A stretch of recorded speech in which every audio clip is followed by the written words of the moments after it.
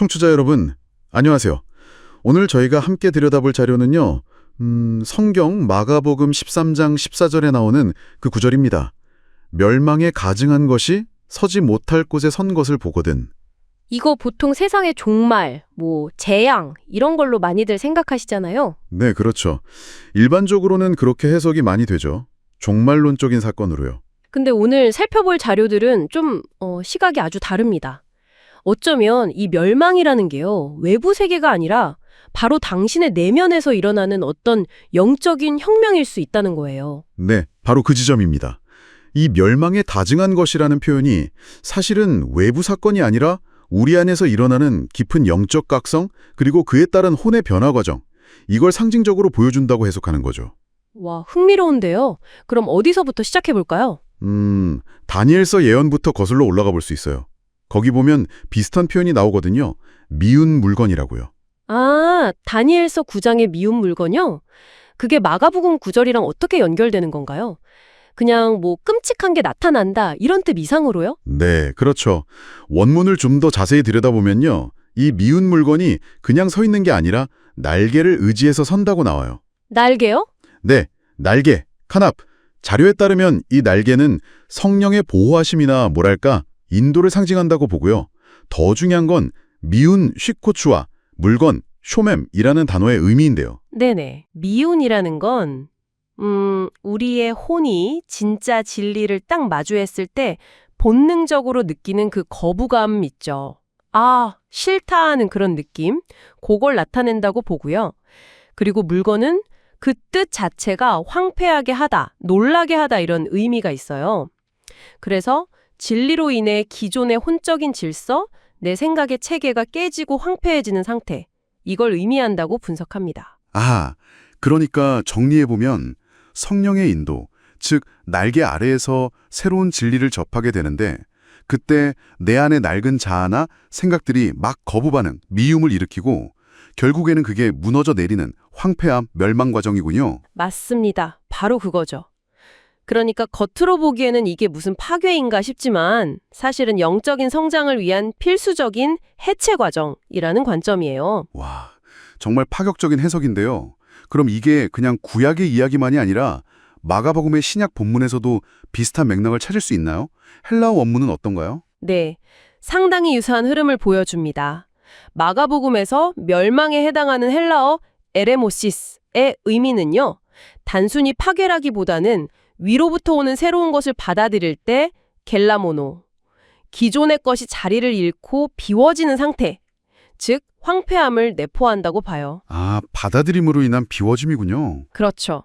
그리고 가증한 것, 부델룩마, 이게 하나님의 싫어하시는 것들을 가리킬 때 쓰이는데 특히 외적인 종교행위나 형식주의, 위선 이런 것들을 상징하는 경우가 많거든요. 그렇군요. 아, 그래서 예수님께서 바로 다음에 그때 유대인에 있는 자들은 산으로 도망할지어다. 지붕 위에 있는 자는 내려가지도 말고 밭에 있는 자는 겉옷을 가지러 뒤로 돌이키지 말지어다. 이렇게 말씀하신 거군요. 이게 그냥 문자 그대로 피난 가라는 요령이 아니라 맞아요.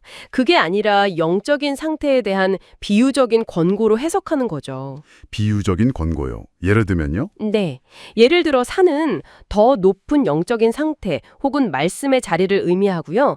지붕 위에 있다는 건 이미 어느 정도 영적으로 높은 상태에 하나님과 교감하는 상태에 올라섰으니 그걸 유지하라는 뜻으로 보고요. 아하.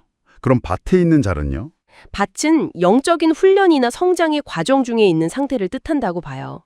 그러니까 그런 영적 훈련 중에 뒤돌아보지 말라는 거죠. 결국 일단 이런 내적인 각성, 내면의 변화가 시작됐다면 다시 예전의 혼란스러운 상태나 형식적인 신앙체계로 돌아가지 말라는 강력한 경고 같은 거네요. 정확합니다. 후퇴하지 말라는 거죠.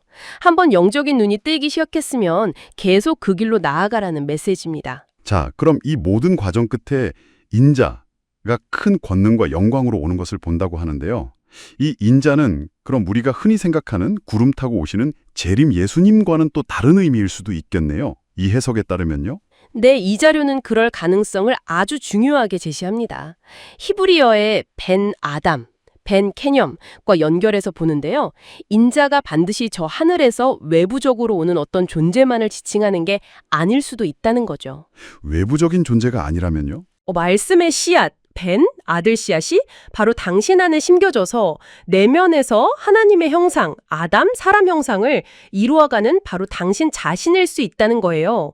혹은 당신 안에서 온전히 실현된 그 그리스도 의식, 그것이 바로 인자일 수 있다는 해석인 거죠. 와, 내 안에서 이루어지는 하나님의 형상 혹은 그리스도 의식이라?